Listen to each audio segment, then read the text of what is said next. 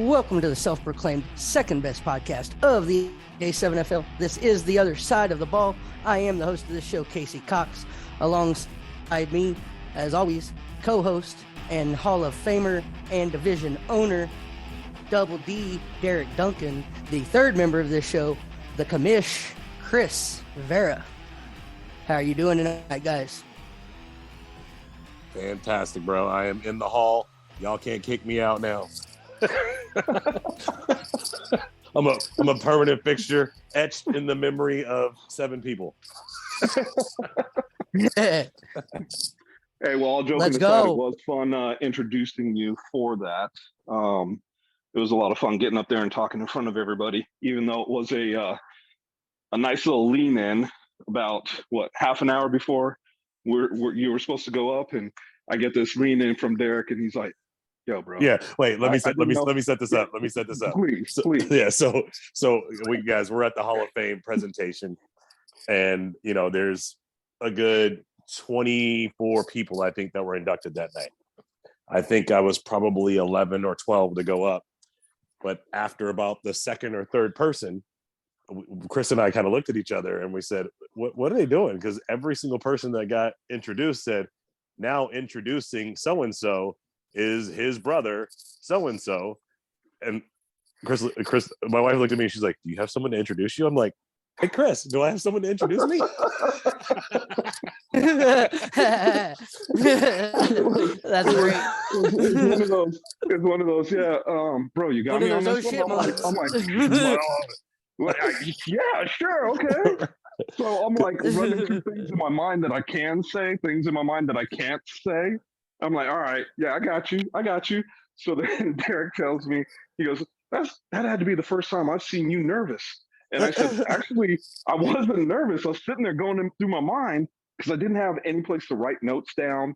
I didn't have anything to really look at. So I'm trying to remember, what the hell was I just thinking about when I was thinking, damn, I got some good ones on here that we could go over.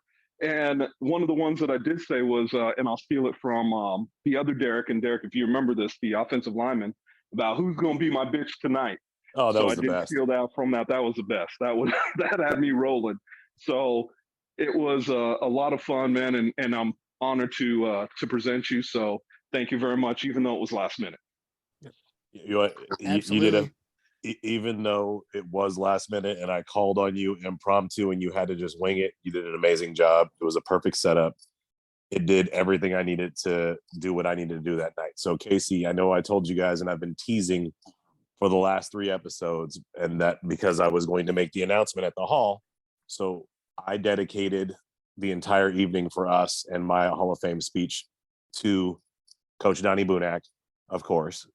Hell yeah. But the reason we dedicated it to him was we started what is now the Donnie Bunac Player Relief Fund. So now every sponsorship dollar, every ticket sale A7FL Nevada ever makes, 10% of those proceeds will go to the Donnie Bunac Player Relief Fund. Donnie had a history of taking care of his guys. Countless people have lived with him while trying to play football in Las Vegas. He's given people loans and rides and jobs and everything you could possibly imagine, exactly the way I feel a league could or should take care of their guys. And I wanted to make sure that that legacy was cemented forever, that as long as I am owner of the A7FL Nevada, that every player will always have a means to be taken care of, whether it's to me or through this fund. Fuck yeah, that is great. There is no greater way, if you ask me, in the short time I got to know that man, to honor that man than to do that right there. That's awesome. Hey, and let me tell you something. When Derek said that, and Derek, I don't know if you noticed, you got guys in the back stood up applauding. Yeah, we right did get away a standing. when you said that. We did get a standing ovation. Yep, it's crazy. They slowly started to. It was almost like it had to sink in with them to understand what was going on. And once that applaud started, it was standing ovation for that. And I know that when you think about these things, man, when you honor somebody like that, I think that it brings a lot of goodwill for the situation. But, D, you're right. You are 100% right on that. And that is taking care of the guys that come into this league is, in my eyes, one of the biggest things we can do. We had each other take care of when we were playing, but to have guys like us that are willing to go out there, stand up for these young men, and bring them into, let them be part of this, but let them be part of even more is very important. And Yep. the thing that strikes me the best is, now that I know that it's called the Donnie Bunac Player Relief Fund, and the checks that come from it will be from the Donnie Bunac Player Relief Fund. Anybody who applies to it for assistance will have to apply to the Donnie Bunac Player Relief Fund. His name will be etched in the memory of every single person who ever needs assistance, and every sponsor who ever comes to us. We're like, look, at least 10% of your donation is tax deductible and going towards this Donnie Bunac Player Relief Fund, and they will always know. So it will at least keep his memory alive and his name in the mouths of people who are in football in Nevada, and especially in Las Vegas, but through all of Nevada. And I hope that the legacy holds and this league takes off like we all think it's going to, because if once that happens, his whole family and his name will be elevated the way it deserves to be. Like that. Absolutely. And that is a hell of a way to open up the show, gentlemen. And with that, I do want to introduce our third guest, or our guest tonight, our only guest, our fourth person on the podcast tonight. He is the offensive MVP of the A7FL Nevada, and the leader of the Pit Bosses on offense, Trey Robinson. How you doing tonight? I'm doing pretty good in yourself. Thank you guys for having me. Trey, sounds like you were itching in the background to start talking, bro. So go ahead and jump up. I've been waiting. Nah, I was going to say, because I'm one of those guys that Donnie helped, so I playing for the Cardinals, and basically coming back to Vegas, Donnie allowed me and my daughter, my wife, to move in with him and help us, basically get back on our feet. So like Donnie, like he will always be in my memories. Like, he will always be in my heart. His family is my family, and like, it's just everything you guys doing for Donnie, it's greatly appreciated, and it's well respected to everyone. Thank you. From a player's perspective, Trey, that means so much to me and so much to the league. I mean, I'm going to speak on behalf of the overall league. I know that the A7FL back in New York and the guys down in Florida who run the league reached out to me, asked a ton of questions about Donnie. Obviously, they knew that he was part of the league, but didn't know how much of an impact he was. And they made I think the biggest donation we had to the GoFundMe of anyone to help take care of his services. So the league has a lot of respect for the man as well. And, that you saying so, I just want to say on behalf of the entire league, we appreciate what the Bunac family has done for the sport of football. Yes. Thank you. Well, I think there's one thing that I kept repeating at the Hall of Fame, and I'll repeat it here so that way everybody understands. When you play football, it truly is a fraternity, and we can go at each other. We can go at each other on the field. We can do all of it. You're not my boy when we're on the field, but when we're off the field, you are my boy. And that means everything to me. So I think that that's something that we have to understand all the way across, that's why we do what we do. Yeah. Yeah. I agree, but that's not why Trey's on the show tonight. Kind of. Yeah. I'm gonna be respectful, okay? No, I know you are. You always are. It's still early.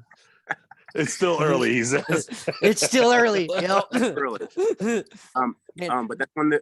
But that's one of the things I preach to, like, my teammates and stuff, that like for me, it's more than just football. It's about making new relationships, and just like being able to open new doors for guys who don't really have that, like, more so background, or like more so stability,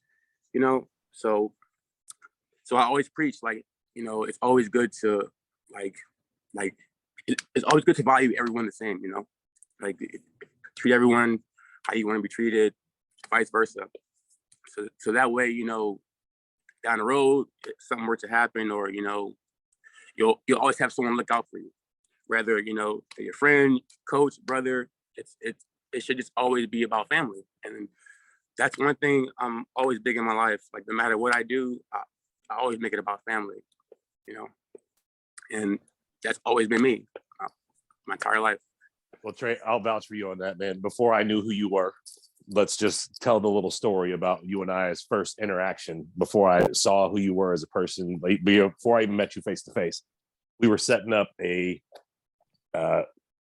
first road trip for the pit bosses to go from Vegas to LA. I don't remember who you guys were taking on. I think you were playing the Vibe that day.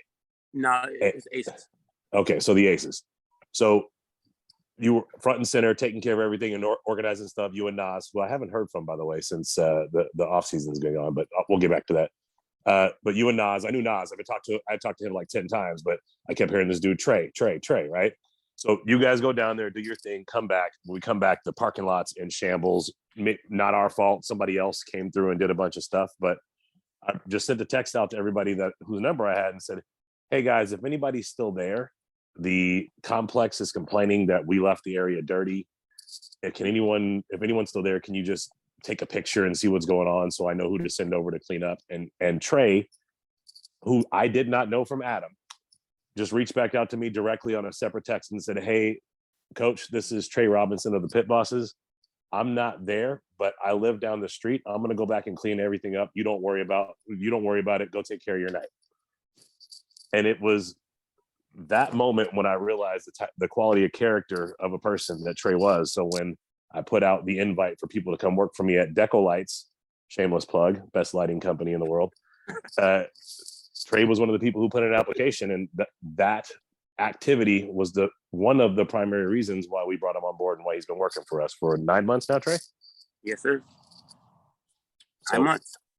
So being a quality, the content of your character being such high quality got you a better job and put you in a better position for your life. So I just want to remind everybody that ever listens to this podcast, I live by one motto: giver's gain. Yes. The more you give, the more you get in return, but don't do it so you get the return. When you give selfishly, that's when the returns happen. Or unselfishly, excuse me. That doesn't sound really good. So it doesn't really sound right. You give selfishly. Give it selfishly as you can, so you can get as much back as you can. Right. That's how Vegas is built. We put $100 in the machine, we get $1,000 back. Not me. Right. Not anybody. Not anybody. You can't build a $1 billion casino from people winning money. Right. No. Yes, I know Trey was itching to get on this broadcast because he was actually the first guest that we've had that actually reached out to me and said, hey, how in the hell do I get on this thing? I've been ready. I've been itching. What the fuck do I need to do? And that's hilarious. Exactly how it was. And I said to Trey on his own Facebook, I'm like, how is it that you've been wanting to get on this podcast for 20 weeks and I sit 15 feet from you every day and you haven't said shit? He's working up the nerve to come and talk to you about it. Right. And then he said, you know what? Let me just shoot an email over to Casey. He'll take care of it for me. That way I don't have to go bother me. Nah, and I did. It's not even that. I'm just very humble. When it comes to my background and sports and stuff, I'm just very humble. So I don't like to be sitting there, like trying to bring attention to myself or anything like that. I like being under the radar, so that way when game time comes or anything were to come, I just go out there and just do me. But as far as like just wanting to have all attention on me or you want to be in spotlight, I've never always wanted that. That's just me. For the game of football, there's nothing wrong with being humble, man. And being humble in life teaches us a lot. But being humble on the football field, let your play do your talking. And I think that's what I live by until a corner opened his mouth too many times and I come and tell Derek, hey, let's do a sweep left. What for? You'll see. Yeah, there's been a few times I'm like, hey Chris, the defensive end got me a little hard. We're doing option left crackback. Ready? That's one of the reasons why. Payback. So you can be friends. Like I said, we're friends outside of playing football, but I take care of my boys when I'm on the field. For sure. Yeah. That was one of the reasons why I kind of spoke up. Was because there was some kind of relevant people, trying to make noise in Vegas that don't belong here or don't have the right to make noise. Well, let's get into that, Trey. So thank you for the segue. I was trying to figure out how we would take this in the next direction, but since you brought that Trey up, did it for you. yeah. So Trey, you have there's been a lot of chatter in the groups and on Facebook and some directly on the field. We had a pretty big tournament this weekend for a decent sized cash prize for a 2-hand touch pylon thing put on by BMF, and shout out to Monquel Glassow and his folks. They put on a great tournament this weekend. Very little drama. Great weekend for everybody. I heard the food was off the hook. Real quick shout out to Charcuter D, Donnie Bunac's sister, who donated a huge charcuterie tray for all the players and fans to come get. And it was a really, really, really great weekend overall, but there were some overriding things and undertones that were happening between a few of the guys who were trying to come together to put in the best team we could to try to go win that 15K. And Trey, you experienced some things, and but I'd like for you to say from your perspective what happened, and then we can all chat about it. From my perspective, like so you want the clean version or dirty version? There's two different versions. Whatever version you feel like is going to let's put it this way. Whatever version that you feel like is going to be the closest to the truth for us to have a real conversation about it. So whatever that looks like for you. So a lot of us played this tournament last year, Coach Donnie coaching this for us. So this year it meant a lot for us to be able to play in that tournament because, once again, last time we were coached and last time that we were in that tournament, it was by Donnie. So it meant a lot for us to play this year. But unfortunately, since that it was other guys that had a more of a say-so than us, which is kind of surprising, but, we weren't allowed to play in that game because of, someone saying that we're not able to, or at the same time, they didn't want us to be a part of that team. It was just for that team and that person only. And I kind of think that all that went down was because I kind of figured that, from my perspective, it seemed like whoever was calling shots, if you all know who was calling shots, it just seemed like he was intimidated and didn't want to have that. So Trey, this is a worldwide broadcast. Nobody knows who that is. So you have to understand, you're talking to me and Chris and Casey on the podcast, but this is going out to the world. So your next door neighbor doesn't know about it. We need to explain it. So, okay. So Rashad, the person who came from, I'm assuming from Florida. And so you're talking about Rashad Davis, and I'm going to drop a bomb real quick. Formerly of the Insomniacs. Go ahead. Yes. Formerly. So he thought he came to Vegas and he was going to run shit, and I wasn't going to allow it to happen because in my eyes, he ain't nobody. Like you're not going to come to my city. I think you can do what you want to do and say what you want to say to people. I think it'd be okay, and I'm not going to allow it to happen. So I've been on his ass every single day, and I'm still going to be on his ass every single day because I don't think he earned the respect for me or my peers here in Vegas. I think that he's not good. He's full of shit. And he just talks to talk. He talks and don't back it up. From the tournament on Saturday, my daughter and I sat in bleachers for over 3 hours and watched Rashad play quarterback. He couldn't pass the ball more than 10 yards. But at the same time, he's repping the A7FL. We have never had anybody rep the A7FL that ever looked like that, ever. Even our worst players don't ever perform like that. So I don't understand how you can be sitting here saying that you're this good and that good and have all these MVPs and all these accolades, and then you get in the field, you perform like that. Yeah. So I don't really Like I don't respect them. Like, I don't respect them. That's just me, you know. So everyone knows that I'm a Rashad defender and apologist. So I will take the position on that today. So I understand what you're saying. Understand that this is a different brand of football. Rashad is, by all accounts, a running quarterback. The tournament we played in, quarterbacks could not run. Mm-hmm. So for him to even be asked to play quarterback in a running as a running quarterback in a passing league makes no sense to me. I wasn't there to help coach the first day, but that I would say is not a great move either by the head coach or captain. The captain, I assume, was Rashad for that team that day. So although he may be great with A7FL football, that position he was in was not the right one for him to play quarterback. I'll be the first person to say that. If he's a running quarterback, what good does it do in a passing league? Right.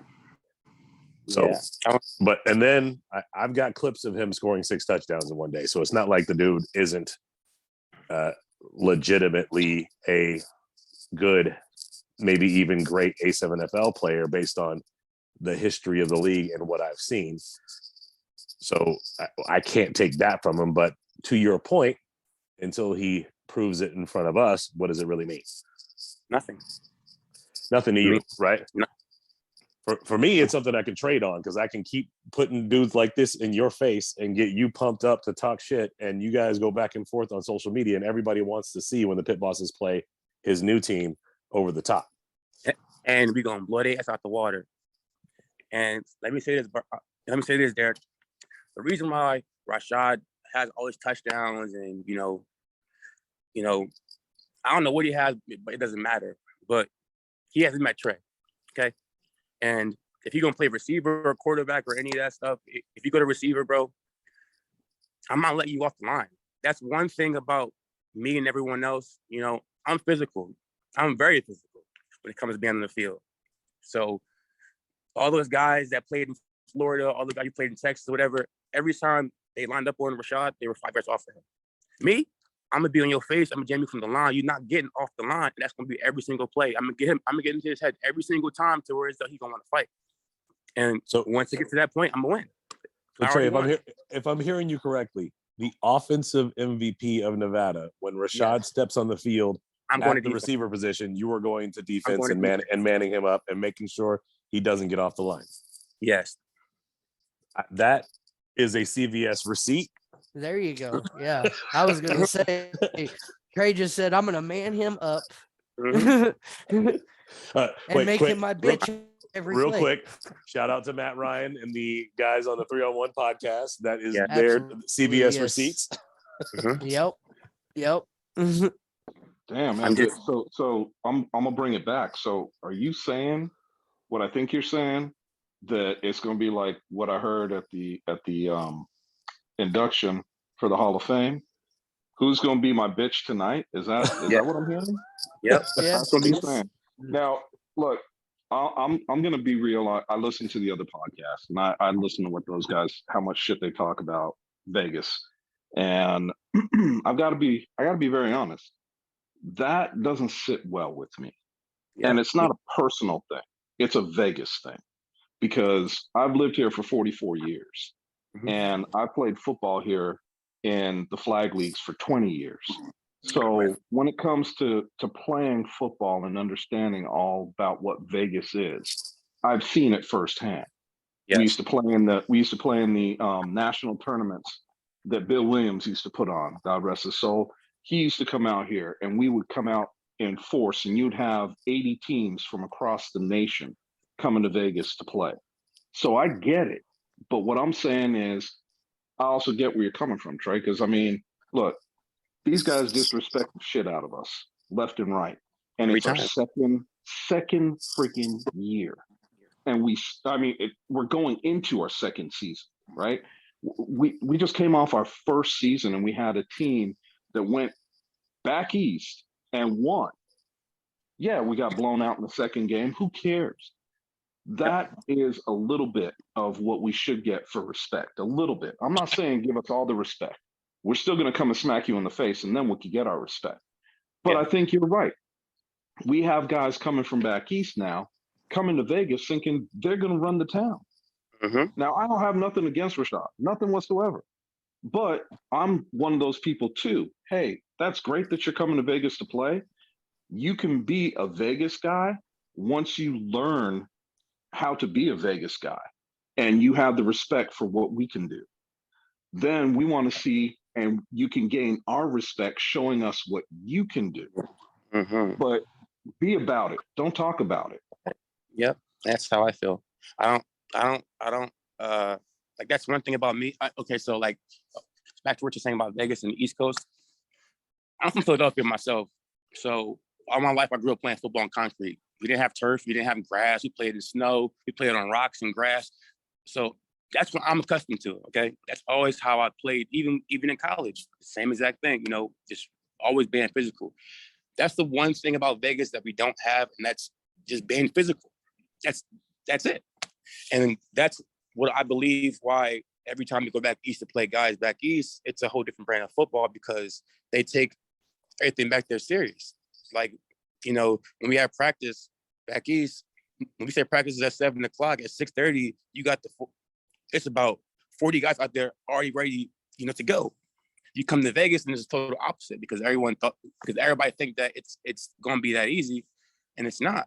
And that's It's never interesting because that's something that's interesting to me because, like I said, playing out here for 20 some odd years, our brand of football never was a brand of football that these guys, because when we played in the flag league, we called it, and Derek could attest, because I told him, come play full contact flag with me, because we were putting guys in the dirt. Yep. This wasn't no all about speed. This was speed can't run when it's laying on its back. Yep. That's what we played with. That's how we played the game. And I'll be damned if you're going to talk shit to me and think that, oh, well, he's a wide receiver and a cornerback is going to come up and be physical with me. I loved it because anybody that played against me will tell you, I will walk your ass through the end zone and let my running back run right behind me for that touchdown. Or your quarterback. Well, yeah, or my quarterback. It didn't matter. It didn't matter. When I was pissed off at a corner and I said, hey, let's run that sweep play, or another guy, Derek, that Derek knows, he used to love the smash route. And I'd take the corner and throw him into damn safety. You want to talk shit? Bring it, because I am going to be physical with you. That's the brand of football I always knew for Vegas. Yeah. So Chris, let's pause for a second and think about when you and I were in our heyday. Let's just rewind 10 years, right? Back. Okay, let's rewind 15 years. Good Lord.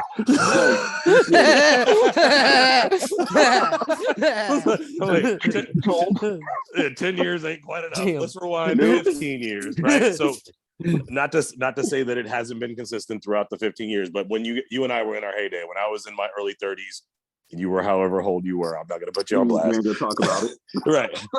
Do you remember what the sidelines used to look like for daytime and nighttime games, and the amount of fans that would come out to watch us play flag fucking football? Dude, there was 30, 40 people on the sidelines watching. When we played in the tournament, remember you couldn't be on the sidelines. It had to be in the end zones, and the end zones weren't big enough for people to sit back there and watch.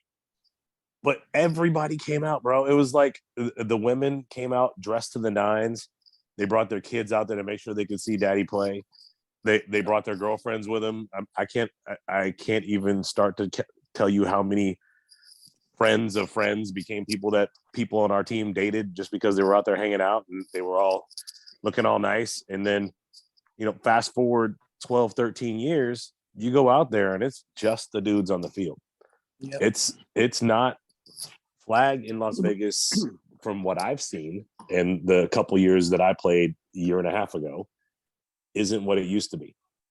No. You know, I invited my wife out and told her to bring the dogs, and you know, about 30 minutes in, she's like, where's all these people that you were telling me about? So it's a different time, man. I don't know if they're as physical as we were back then. And if they were, I think you'd have more fans out there. And I think that's where I'm driving to. So I agree. It's the the game has changed a lot. Flag football, tackle football, it's all changing, and it's getting to the point where it's not fun no more. You know, so when A7FL came out to Vegas, I was super excited because I'm like, I don't want to deal with this my pro bull crap. I don't want to deal with all the politics. You know, I just want to play football and have fun, and that's been my focus. You know, every single day, and that's what I live by. You know, just like A7FL it has brought the old me out, which is why, you know, I like it so much, because I haven't dealt with nothing out here in Vegas more physical than the A7FL, and that's what I like. Like Derek, you know me, Derek. Like, I'm not cocky, you know. I'm not self-centered, but every time I get in the field, I think I'm the most physical guy in the field. Right, I'm playing offense, defense, whether I'm running the ball. That's just always been how I played, you know. And guys don't understand that, and I'll be trying to just give them that knowledge, or not even that knowledge, but just the insight of how I see things. Like, for example, I'm not going to name any coaches, but for coaches that I had out here in Vegas, they were nowhere near comparison to coaches I had back east. Back east, they would whoop your ass, bash you in the head, do anything like to make you understand, like, it's either get put in the ground, or you're going to put somebody on the ground, and we're not going to let you get your ass get put in the ground. So you're going to do it to him before you do it to you. And that concept out here is not taught, you know? And that's why I think that it's way different out here than it is back east. And we used to have fun with it out here too. So yes, we did. They started the chat room, and you would be talking about guys talking about, this is how bad it was. Guys laughing at dudes getting pancaked. Who was going to hand out the most pancakes on the weekend? Who was going to get pancaked most on the weekend? I mean, we looked for this type of stuff, and we didn't care about being physical. And I'll share a quick one. I was playing with one of the teams that I played with. I was playing wide out. We had this dude. We lost to these guys this season before to go to the playoffs, or going in the playoffs. Second round, we lost to them. So there's a little bit of payback that we wanted to make. So we knew we were the team to beat, and we were playing these guys, and this linebacker was just running his mouth. He played linebacker. He also played safety. And I was like, I looked at one of our offensive linemen. I said, "Hey, you ready to shut this boy up?" And I was playing in the slot, and he's like, "Hell yeah." So we went out on a run play. I picked his little ass up. He knocked the dog shit out of him. He was unconscious on the ground, just stiff as a board. And I felt sorry for him for about 2 seconds. And then I thought, motherfucker, you got what you shouldn't have been talking. Right on himself. When they walked him off the field after the game, like I said, when we're done, all that goes by the wayside. Now I'm concerned about you. You good? Walked over to him. He had his head down and said, "Hey, man, you all right?" He goes, "Yeah, what the hell happened?" And I'm replaying it in my mind. I am now too. It's hilarious. And I'm laughing my ass off. I'm like, you were talking shit and you got what you deserved. Period. That's what happened. I think he said to you, "I missed like 15 minutes of the game. I don't remember it." Oh, he don't remember a damn. He didn't remember a damn thing. He didn't remember a damn thing. They stood his ass up. They went to walk him off the field, and I'm like, "Dude, hey, hold your boy up." They let him go head first, right back into the turf. He was gone, and it was. God's honest truth, man. Like I said, I felt sorry for him for about 2 seconds. I felt bad for him the whole time. I guess you ain't gonna talk shit no more, are you? And he never talked shit again to us when we played him. But that's what I'm saying is, bottom line is, that's football. And when you're done, you can look after each other. We could, make sure that each other's good, family's good, all that fun stuff, because that's what we used to do. Now, I haven't been out to the flag football in a minute, so I don't know what's going on out there now. I can't talk on it. But what I can say is the feeling that I get from the A7FL, and we might as well turn that FL into fun league, because I've seen these guys doing backflips and all kinds of shit. Corey used to do that. Remember, Derek, when we score? Yeah. All that stuff is what I like to see in a game. We're not trying to show you up. We're trying to show up and play. Period. Now let's go have fun doing it. Yep, I Simple agree. as that. Go ahead, Derek. Go ahead, Trey. No, I was gonna say I was gonna get off topic a little bit, but go ahead, Derek. I'll wait till you're done. Well, I was also going to take it off topic. So let me just say, so what I wanted to stress on that is what Chris talked about in the hit that was made. That was flag football. That's what Vegas used to be when we played. Yeah. You don't even see that level of physicality in the tackle leagues out here right now, except for A7FL. There's like a certain something that seems to come out in these guys when the helmet goes off. Like when you're face to face with a dude with no protection, it's really mano a mano, and all you have in front of you is your body and your skills. Like that dog comes out in you all the way, or you get toasted. Right? You can't use a pad to knock somebody down. You literally have to manhandle that dude and bring him to the ground. The stuff that used to work, the stuff that works in padded football don't work in the A7FL, and it's gorgeous to watch. Yep, A7FL is kind of league that separates boys from men. That's exactly what it is, and then that's why everybody don't play it. And that's what it is. Like everyone, like I'm not gonna say their names, but like I see posts every day where they're sitting there bashing the A7FL or telling guys broken promises and this and that, but they don't have the courage to step on the field and do what we do, because they did, they would be doing it. But to get off topic more so, I kind of get offended. Like, so I always get offended, but don't say much about it. When back east, A7FL always like they're always downplaying us, and I kind of felt upset because like last season. Like, okay, Derek, I'm gonna say this. Ain't nobody in A7FL in the country did what I did. And I don't care if we had a winning record or not, any of that. If, like, how I was brought up, I'm gonna get credit for credit is due, And it's not even about, like, being cocky or self-centered, but I worked my ass off last year, and to not be able to get recognized, I felt some kind of way. So, so this year it's gonna be I'm gonna be way worse than what I was last season. And if guys know who I am and how I played last season, that was scary. So imagine how I feel now, especially now that I got something to prove. Me and my guys are going full force, Derek. So last season it was quiet, but this year we're gonna be the trolling team of Nevada A7FL. I'm just getting you a heads up right now. We're gonna troll everybody, Corey, all those guys back east, Chris, all those guys.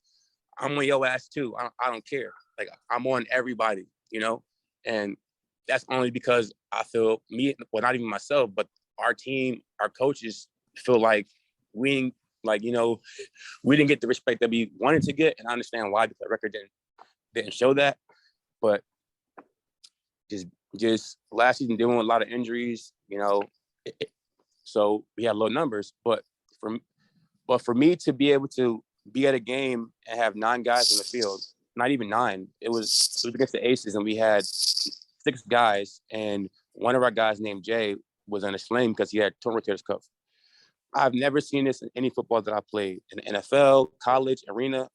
I've never seen a player come out of a sling with torn rotator's cuff, can't move his arm, and get in the field just to be with his brothers. That right there, like, made me realize, like, this is where I want to be. This is what I want to do. Because that was right there, that just showed me that he didn't care about, any of that shit. All he wanted to do was be with his brothers, play with his brothers. Trey, that's beautiful, but you didn't see RG3 play in a playoff game with no ACL. You didn't see Byron Leftwich get carried and play with a broken leg. I mean, the story of football and the gladiators that play this game is part of the reason why there's so much lore and why we love it so much. And I appreciate that Jay did that. I'm not trying to take nothing away from that. That's beautiful. But to say you've never seen that in another league is a little disingenuous. I'm just saying. Never. Like I'm saying, me personally being on that team, I've never seen it ever in my life. And so you mean never seen it in person? Yeah, like come on, yeah. All right. Yeah. I follow now. I seen Donnie McNabb do it. I seen Mike Vick do it. Yeah, I seen a lot of people do it.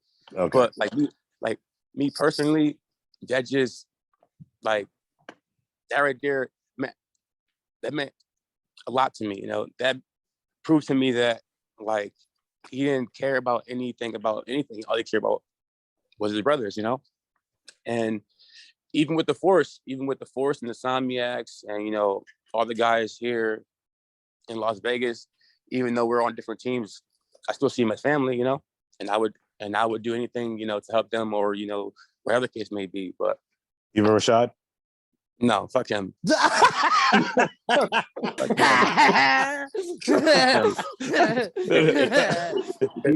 My eyes. Well, hold on. Let's take a look at that for a second. The reason why you say that is because he hasn't earned it yet. No, the reason why I say that is because he's an outsider. Ain't about earning anything. Like I'm pretty sure ain't nobody gonna let somebody who's an outsider come to their turf and run their turf and think it's gonna be okay. Like no. Like he's even if he does prove himself, I mean, it won't be against us, so it may be against the other teams, or you know, but no. No, I get it, and I could appreciate it too, because you know it would have been different had he come into the league a little bit humble and proved himself, and then he's part of what goes on. And I'm not saying he's not going to be, but I get what you're saying. Right now, he rubbed you the wrong way, and he thought he was just going to come in, and this was going to be his new home, and everybody was just going to accept him for what he is. I get that. I get where you're coming from, and I get what what's going to go down for the season. I, for one, am going to sit back and watch. I want to see what's going on. I think that in football, just as in life, you've got the dudes that think they're CEOs and they are automatically, everything is supposed to be given to them. They're the boss. But let's face it, you can't be a boss in football. You got to be a leader in football. Mm-hmm. You got to have the other men behind you following your lead. So you got to be a leader, period. Yep. Well, let me just jump in real quick and say, if you guys cannot wait to see Trey Robinson versus Rashad Davis one-on-one, guess what? In 10 days, you get to see that shit. On December 4th, we have our Jamboree, where every team in A7FL Las Vegas will be playing against every team in A7FL Las Vegas, 2 series apiece. Everybody's going to put their nuts on the line and actually talk about what's really going on. You're going to get to see it live. So get your ass down to the stadium, Bonanza High School, 10 a.m. From 10 a.m. to 4 p.m. We're going to run this thing. It's going to be go, go, go. And then we're going to break for 10 minutes for a little halftime and then go, go, go again. It's going to be awesome, man. I can't wait to see everybody there. Fans, get out there and get your popcorn ready. You said 10 a.m. I'm going to be there at 8 a.m. ready to go. Like you already know how I am. So I don't even know why I'm sitting here telling you this. I know. But you understand, the coach of the Insomniacs is already sleeping in the parking lot. That's how ready he is. So I know. I don't know why. I don't know why, because at the same time, he can walk away angry too. Like everyone. Okay, so majority of these guys out here already know. So like all the guys from the Force are all my old teammates. We won championships. We won, like a lot of stuff together. And I'm one of those guys that So everyone know Willie Briscoe. He's a QB for the Force. He was my mentor. Rock. Rock. Yes, he was my mentor for years. He's my QB for years. He won many championships. Won California. Won Mexico. He won Utah. So when I found out that all my old teammates and stuff were going to the Force, I didn't want to be over there, because I'm not the kind of person to go and be on the best team. I want to be on the worst team and make them to the best team. And not everybody have that mentality to where though, if they want to do that. I don't like having the easy way out. I don't like having shit handed to me, I want to work for it. And at the same time, I want to prove to everybody what I'm about, and that's just me. But come Jamboree, I'm not talking to nobody. I'm not shaking hands, nothing. It's on and popping for everybody. Somniacs over the top. I'm coming for y'all first. Most G, I love you, G, but I'm on your ass too. I'm on everybody, Derek. Like, this is personal for me, you know. And this season is going out to Donnie, and also to my grandfather. Meant a lot to me. Who also passed recently. So it's real personal for me. It's real personal. You know? December 4th, 10 a.m. Bonanza High School. Y'all get you the tickets are free. Get out there and see what's going down. You want to see this energy on the field? Get your ass out there. Thank you for that, Trey. So yeah. I want to kind of respond to some things real quick. So I am, first of all, and also a 3-on-1 podcast apologist. You guys have been saying that there's been nothing but shade coming from there, and I have to disagree. There's been multiple times where Matt Ryan specifically has said that he thinks Vegas has the best chance to advance of any of the divisions that haven't been in a championship game yet. He thinks that we're on par with Florida and might surpass them because we're having our fall season and they are not. So let's start there. Big Rob, as I understand it, I haven't heard it for myself yet, and I can't wait to listen to the newly dropped best of 3-on-1 podcast. But as I understand it, Big Rob gave us some props for the first time on air. Well, he gave us props before when we beat the Snow Tribe, but that was on the broadcast, not on the podcast. So thank you for that. And Big Rob, whatever you said positive about us, thank you very much. We aim to, of course, change your perception of what Vegas looks like once you watch us play this fall and then see what we bring out in the spring. And to pile on to what you said before, Trey, the reason why you didn't get your accolades, they haven't seen you play. They didn't have an opportunity to see you play. They've only seen the game of the week games, and the only team from Vegas that was on the game of the week games was the Force twice in both their playoff games.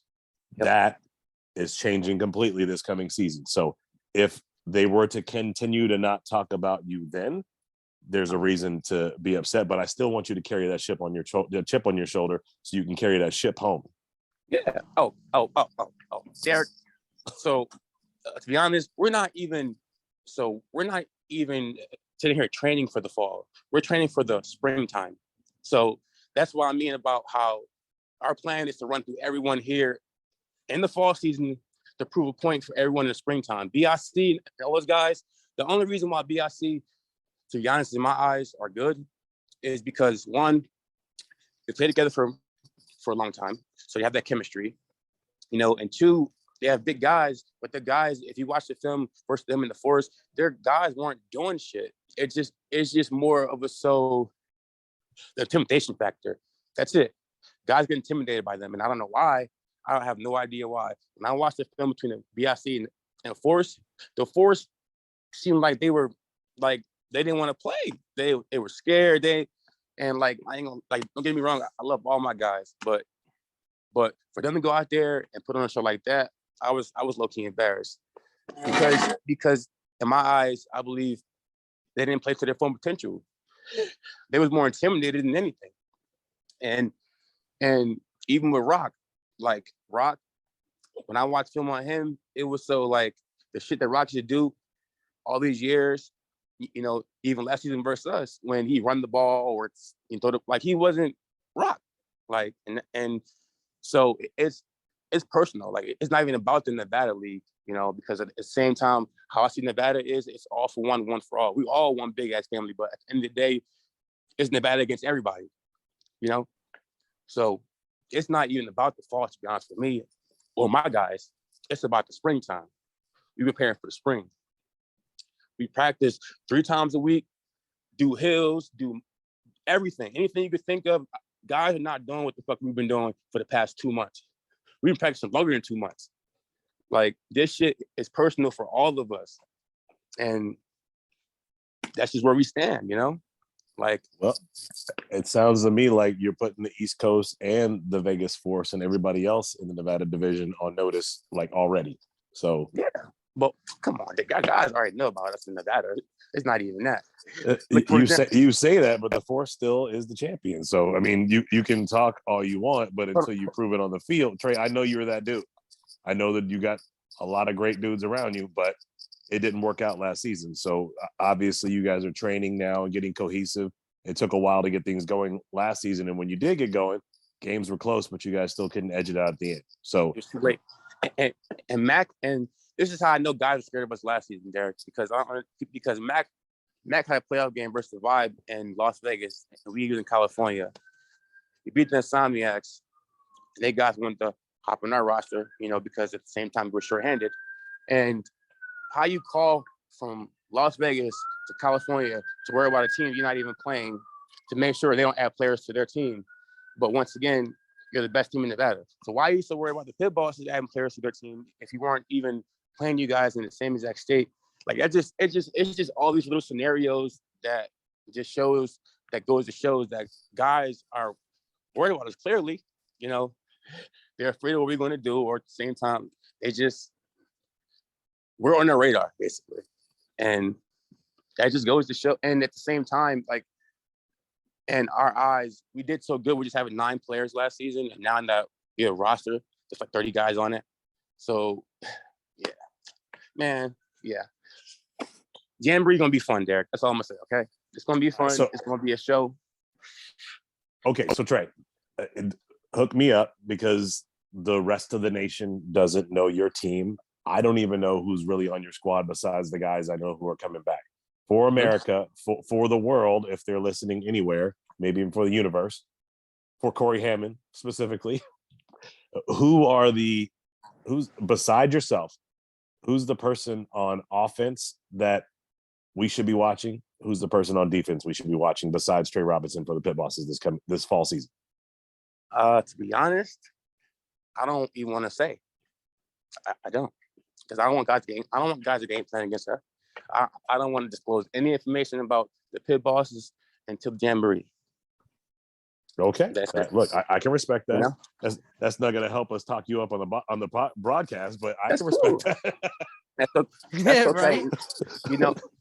I don't, like, at the same time, like I said before, I'm not looking for all the attention. I'm just going to go and play my game and prove to everybody what we really are. Now that we got all the guys that we didn't have last season, and we got the correct coaching that we had last season, we have everything that we need. We have everything that we need to get to where we want to be. And that's how I see it, honestly. And my whole team is very humble. You don't see none of my guys online talking trash. You don't see nothing. Like, we got to handle our business, and that's what we're going to do, and that's that, So the captain speaks for the team and everybody else falls in line, right? That's how it is.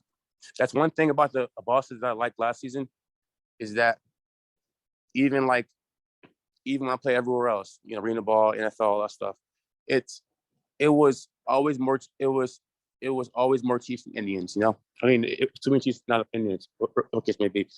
But last year for the Bosses, we didn't argue.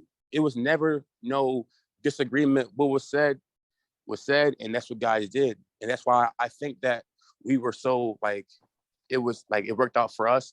Yet at the same time, it didn't work out in our favor, but it was never no argument.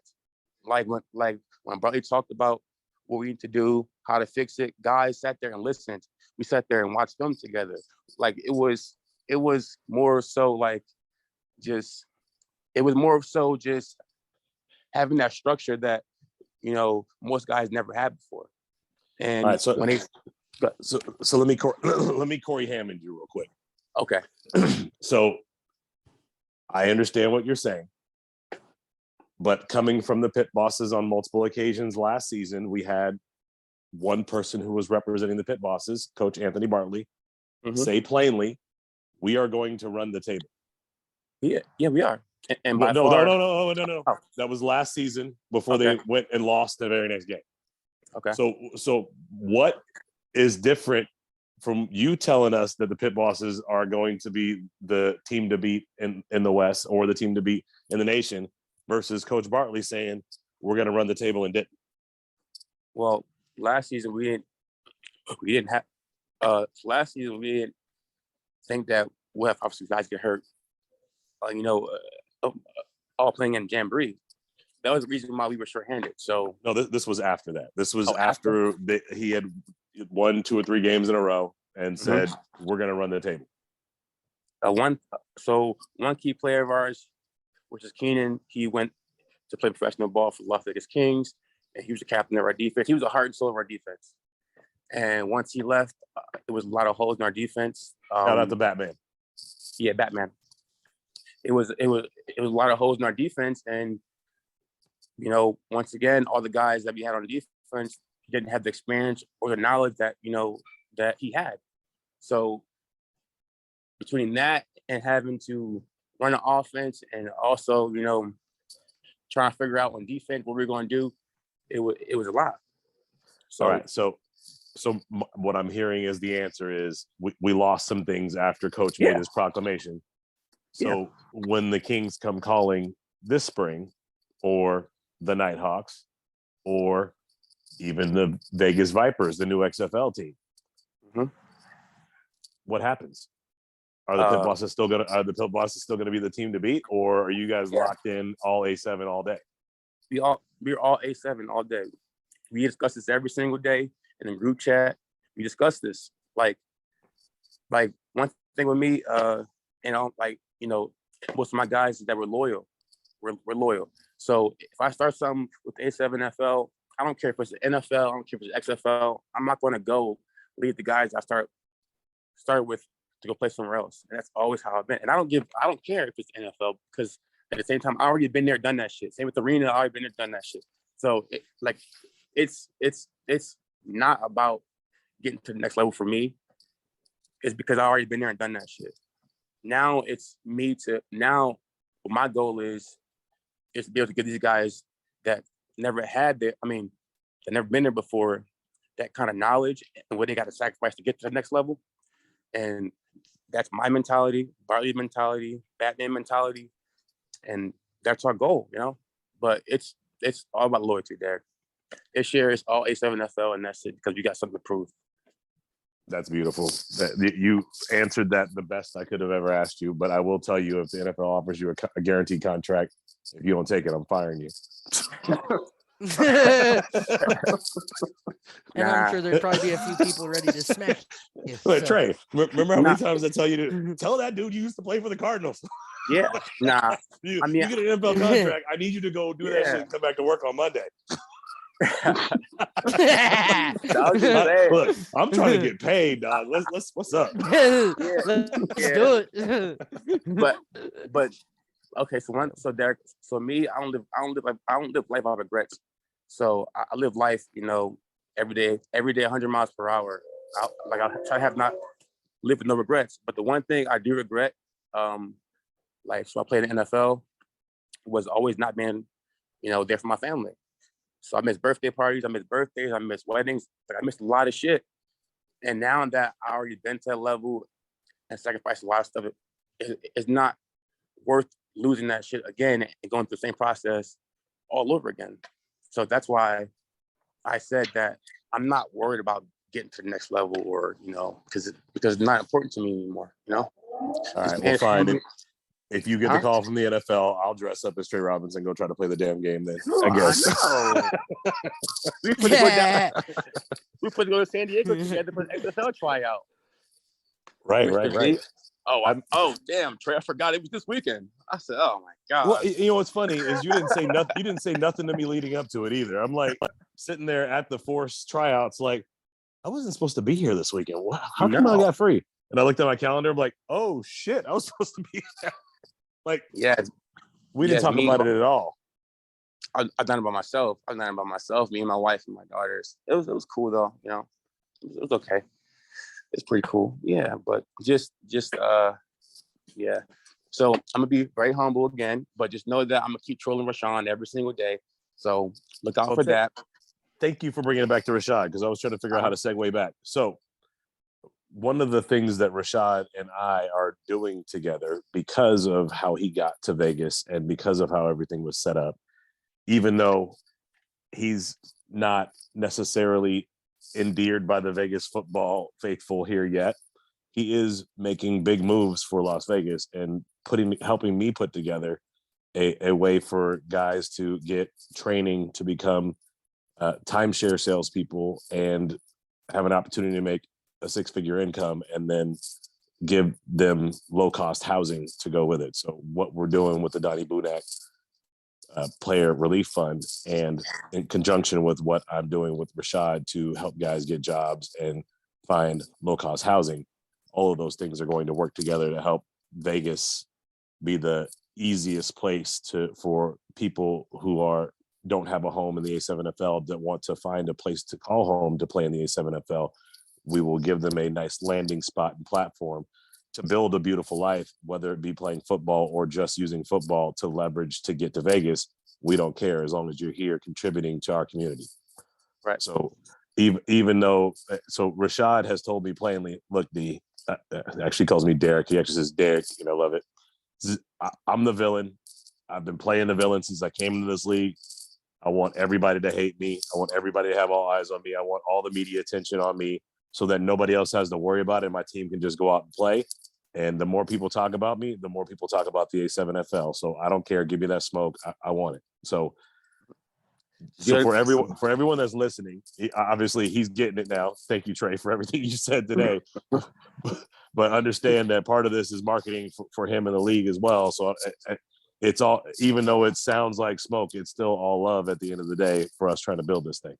Yeah, of course. But just make sure you back it up. 100%. 100%. Don't hop in that field. Don't hop in the field looking like dumpster juice, because then you have a problem, Like I'm really gonna be on your ass at that point.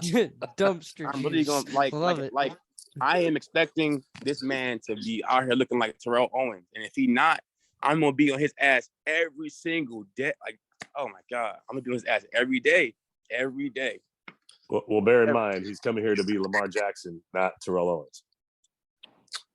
He's coming here to get his ass whooped. That's what he's doing. He's not coming here to be nobody. He ain't coming here to be nobody but Rashad. Same guy he was in Texas. Same guy Trey, he was in Florida. I like you already because I see the Dr. Jekyll and Mr. Hyde, and you come out so easily, man. It's like one minute, man, I hear this humble dude, and I was just going to ask you, everybody has something in their life that keeps them humble. And I was going to ask you, what was yours that kept you humble? And before I could even ask you that question, Dr. Jekyll came out again. Oh, Rashad's out here talking shit. Yeah, he's going to get his ass whooped every day. I'm like, okay, well, there goes that question. I can't ask you now. So what keeps me humble is like, I would say, my past, I never had a dad in my life, so I was like, always on the streets. I was in a lot of gangs and stuff, and in and out of jail when I was a kid. Wait, are you Big Trey or Little Trey? Both. Well, now I'm Big Trey, but before, he was big Little Trey. That's an inside joke. Inside joke. My bad. Yeah, but so like just coming from where I come from it means, and like to be like, so it's coming from where I came from, from being 13 years old. Okay, so when I was 13 years old, I got shot 3 times. And I was put into foster care, up until I was 18. So from that point on, like, I always taught myself to never want to go back to that environment, to be able to just go do something good with my life. Mind you, I have 5 brothers. I'm the youngest of 5 brothers. And I was the first person to go to college and get a degree out of my whole entire family. So like that, and just, me coming from where I came from, I'm very humble. That's why I'm so willing to help people out, and not even want anything back because of, just my background. But when it comes to football, that was always my way out. Football and track. That's all that I had. I didn't have a dad. Yeah, I had my brothers and all, but they were out doing the same shit I was doing. So it was just like, it was either football or be somewhere in jail or be somewhere dead. So that's why I've always taken football serious, and I will for the rest of my life, because that's all that I ever known was football. I'm glad to hear football saved your life. I don't know what happened when you were 13 or who saved your life that day, but I'm glad you had football to fall back on so you didn't get back into that life. Or I wouldn't know you, and we wouldn't be chopping it up every day like we do, and we would be having so much fun here. So I appreciate who you are and what you bring to me on a daily basis. And for this podcast, I love what you bring to the league and to Las Vegas. So thank you for that. Yes. Now There's something keep to be repping said Vegas. for it too, man. When you I'm have sorry. a player like this, because last week we had the coaches on, and I asked them specific questions because I wanted to get to know them personally. And I asked you that question because I think that people listening need to understand, yeah, this is a football. This is about football. This is a football league. But there's a human aspect to every player as well. And not all the stories are great, right? Yeah. We all got here one way or another, and not all of them are perfect. And so I think that when we understand that and people start to understand that, we all come together, that's what separates us from a lot of the other divisions Yep. as well. Because, we can have these types of discussions and be real with each other. And, you work with D, and you guys are having these conversations on a regular. So it brings the human aspect out of it. We're not just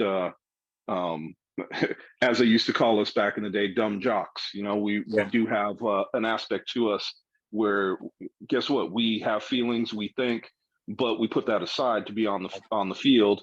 And that's where I used to take out my anger, to be very honest with you. I used to love taking out my anger out on the field. Me too. Yeah. But that's why that's the one thing I miss. Mm-hmm. Now, if I had the same mentality working for Derek, man, I'd be a billionaire by now. But, one of us would. Yeah. I mean, but that's why I'm very like you didn't ask Derek. I'm very, very like how can I say it? I'm grateful for everything, like when it comes to football, my mentality is no one's gonna outwork me. That's my mentality my whole entire life. Like, what can I do to be better than the next person? And that's my mentality every single day when I wake up. What can I do better to put me? What can I do better today to put me where I want to be tomorrow? And that's always been my mentality through school, through football, through life. Even with my daughters, what can I do as a man, or at the same time, as a father, to make sure that my daughters don't live the life that I lived growing up as a kid, And not everybody had that mentality, and but that's just me. That's always been me. That's always going to be me. What can I do? Go ahead. I'm sorry. No, I was just going to say I got respect for you and players like you that want to come to the league and want to see things grow, but also want to grow as individuals and grow as men. Because I've, look, I'll put it this way, and I'll leave it alone. I've seen a lot of females, even in my family, talk about how guys treat people, right? Yes. And we've all seen that. We have our boys, we have our friends that we know are deep down aren't good people, and we keep them at arm's length. And I always tell everybody, get with a man and stop playing with these boys. And to see these guys, these guys have to come together, and we all have to understand this is a growing process. And Derek and I want to see men out there on the football field. And if you come to us as a boy, no problem. We're going to show you the right way. We're going to show you the right way in life. We're going to show you the right way in sports. We're going to show you the right way in business, period. So you couldn't be with a better person when it comes to teaching you about business and teaching you about life. D is like a little brother to me. I love him to death. He knows that. I would do anything for him, but he's also one of the best people I know, period. I agree. Oh, man. Yeah. Thanks, Chris.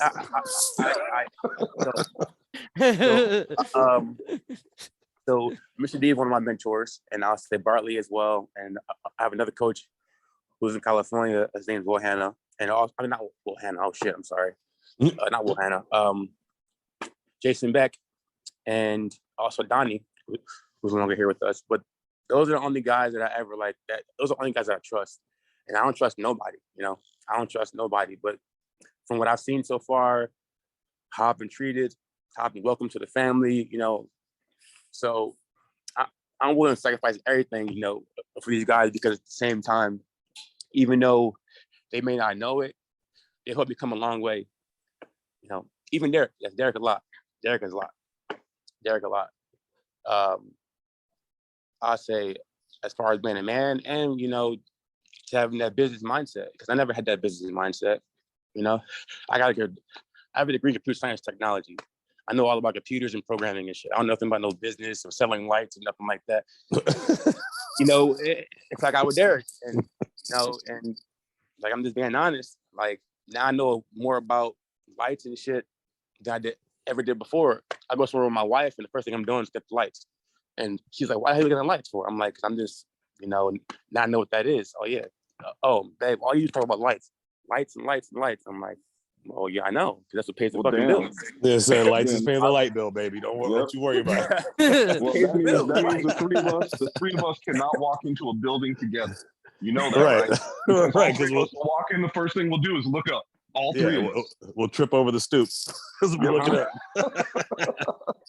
Well, thank you guys for all the wonderful words you said about me. Obviously, I love the hell out of both you guys. And Chris, you've been a mentor to me since I've known you day one. So the feeling and the respect is 100% mutual. I love who you are. And thank you so much. And Trey, I love hanging with you every day, buddy. So yes. You give what you get. You put a lot into what we do at the office, and I know you put a lot into football, and I know you put a ton into your family, and I appreciate all the kind of words you said, and I'll always be here for you whenever you need. So that's where we're at as people. But to bring it back to football real quick, so Trey, we've got Jamboree happening on December 4th, 10 a.m. Bonanza High School, Las Vegas, Nevada. Okay. What do you, if you were going to talk about the teams that you know right now that are going to be in it, with the 8 teams, obviously you don't know what's going on with the Hunters, or well, maybe you do. Maybe the Hunters, the Sin City Snake Eyes, the Gold. Maybe you do. I don't know. If you were to put them in an order of ranking 8 to 1, 8 being the worst, 1 being the best, which I'm assuming you're going to put the pit bosses in that spot, how would you rank them at this point? To be honest, I don't know. That's a good question. All right, so let's start. Let's go top to bottom for the ones you know. Then let's say pit boss is number 1. I'm just going to throw that out there because I'm assuming you're not going to put anybody else in front of you. Of course. Who's behind you? Behind me, I would probably say. I'll probably say over top. I'll probably say them maybe. Okay, so over the top with Rashad and G. And a bunch of other great dudes, but G's the captain, and Rashad is the former captain of the Insomniacs we've been talking about the whole show, so we'll talk about them. So Rashad, so the pit bosses over the top, and then I'll probably say the Hunters. And then after that, it doesn't even matter. So you know the Insomniacs, of course, Coach Q and his boys. Yeah, but they're not. I'm not trying to be an asshole, but from seeing what I saw Saturday, the coach looked kind of incompetent. But they got a lot of work to do. That's all I'm saying. Okay. As far as finding players and getting stuff in order, so I wouldn't put them in the top 5. All right, and then you got the Vegas Gold, which is Jeremiah Reeves' team, which is primarily the Saints.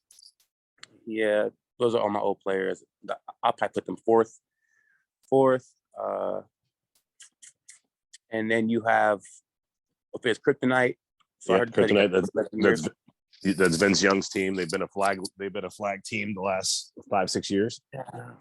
See, Derek, you can't ask me these questions because all the guys you're naming, we already fucking dog walk these guys. Like, okay, whether it's semi-pro football, like football, all these guys you're naming that has their own team, we already dog walk these guys. Okay, so your top is your top. All right, so let's take it another direction then. Okay, so Trey Robinson, I'm guessing number 1 player in the Vegas division. Who's number 2? I'd say RTC. Okay, so the MVP of the league last season, RTC Anthony Wilkerson. Yes, and then I'll say Kurt. The special teams MVP, even though he did more receiver and on the other side of the ball at corner. Kurt Jones, the special teams MVP of the Force. Yep, I would say as far as like defense wise, I would say just top guys. Okay. If you're starting a team right now, you're number 1. You got RTC number 2, Kurt number 3. Who you taking 4th? Trayvon Trayvon, a linebacker from the Force. Force. Okay. Yep. Burns. Robert Burns, your receiver, your favorite target? Yes, sir. And then from there, it can be anybody because that's Well, I was my only favorite. going to ask you for 5, and that's your top 5. So Yep. right on, man. That way to do that off the top of your head. We had no prep for that at all. I'm proud of you. Yeah, because I take pride in what we like in everything that we do. Like those guys are like even Trayvon. Like He's a beast. That dude's a beast. he gets my utmost respect, and he didn't get no kind of acknowledgement. But to be honest, he was the leader for the Force defense last season. That's my well, if we had stats to talk about it and back it up, we might be able to help him out, Trey. Oh, I know. Right. Yeah, so anybody who's complaining you haven't seen your stats yet, Mr. Trey Robinson on his phone right now is the reason you don't have. That's all Mr. T Rob right there. I bet he got his stats all set out. Right. Yes, he did. Right. Yes, he did. Hey, Derek. Wait. Nobody else played the league. Right. I mean, that was relevant. But anyways. Trey Robinson. Is there going to be a coach? So, is there going to be a coach of the year award or anything like that? Yeah, I think we will do that this season because we only had 3 coaches last season, and obviously, clearly, it would have been Mac because of them making it to the playoffs and actually winning a game. So we will certainly, we will absolutely do that this season. So for the Vegas division, we will definitely do a Coach of the Year award. Right, and to get on Mac, I respect Mac a lot, but Mac, you can't call yourself good if you're sitting there paying players to come playing your team, okay? So I mean, but that's another story. That's another story. Well, Trey's got smoke for everybody tonight. Well, guys, unfortunately, we could do this all night long, but yes, I am fortunate enough to have Knights hockey tickets tonight, the best team in the NHL. So I'm going to start to wind down this podcast so I can get out the door and not miss the puck drop. So, what's that, Trey? Haven't been to a game yet, Mr. G. I told you, as soon as my wife has a night where she can't go, I'm taking you. And Chris's seats are even better than mine, so he might want to take you before I do because I know how he rolls. He's out of town a lot. Man, I've been dying to like that, but by the way, my daughter and my wife just left, so I'm sure that they'll be up to see you. Yes. Well, Trey, any parting words, anything you want to get out to the world to memorialize in the podcast land for forever before we say goodbye? I would just say that look out for the pit bosses because here we come. That's it. That's beautiful. Nothing more to say. All right, Chris, parting words? Yes, sir. You know what? My only parting words is for the rest of the A7FL, get your popcorn ready. Because I think we are going to show up this season or next season or next year, I should say, for our second season. And get your popcorn ready because we are coming for you. Big time. Big time. Well, thank you for that, Chris. And for everyone who's listening around the world, we are one division that will have a fall season. And if everything goes as planned, it will be broadcast worldwide and regionally in Las Vegas on a local broadcast channel where you can just get it with an antenna or you can stream it if you want. So hopefully we pull that together because once we do, we're going to be the only football being played by A7 for the remaining 8 to 10 weeks. And that gives us an opportunity to be talked about by the 3-on-1 podcast and every other sports podcast out there if we get it on TV the way we want to. So hope that energy, me putting it out in the world makes it all happen. I'm doing everything I can behind the scenes to make it all happen. I got 2 or 3 moving parts that I need to lock in to lock it in, but we'll see what's up. Yes. So Trey, I want to say thank you for coming on the show tonight. Obviously I see you way more than you probably want to see me. So that's real. It's not like I need to say I'll see you around soon because I'm gonna see you on Monday unless one of us doesn't make it to work. And so with that, I'm going to say thank you to everybody. And Casey, do you have anything to sign us off to say before you sign us off? Big things in the works. I'm actually looking January 2023 a permanent move to the Vegas area just so that I can get more involved out there. That's with the what's sports up. scene. Yeah. I've got some things in the works in the background to get my broadcasting up off the ground and get in with maybe some high schools over in the area of the Vegas area. So I think that's going to be the right move for us. So it's just a matter of getting things locked in and getting it done. Yes, sir. Let them know, KC.